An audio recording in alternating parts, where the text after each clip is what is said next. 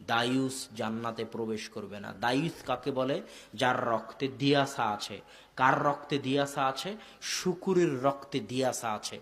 দিয়াসা মানে যার মধ্যে লজ্জা নাই, যার মধ্যে হায়া নাই, যার মধ্যে শরম নাই। শুকুর আর এক শুকুরের পিছন থেকে তার গু চেটে চেটে খায়, শুকুরের রক্তে দিয়াসা আছে। এই জন্য যারা শুকুরের গোস্ত খায় তাদের রক্তেও দিয়াসা থাকে। যারা শুকুরের গোস্ত খায় তাদের স্ত্রীর সাথে যদি কেউ জেনা করে তাদের গায়ে, তাদের অন্তরে কোনো অনুভূতি হয় না, কেননা তারা শুকুরের মতো হয়ে গেছে।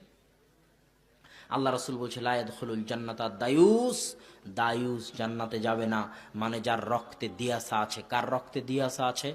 যার বউকে মহারানা দিয়ে বিবাহ করেছে কিন্তু বউ বেপরদা হয়ে চললে তার খারাপ লাগে না। যার মেয়ে তার বাড়িতে খায়, তার থাকে, কিন্তু মেয়ে বেপরদা হয়ে চললে তার খারাপ লাগে না।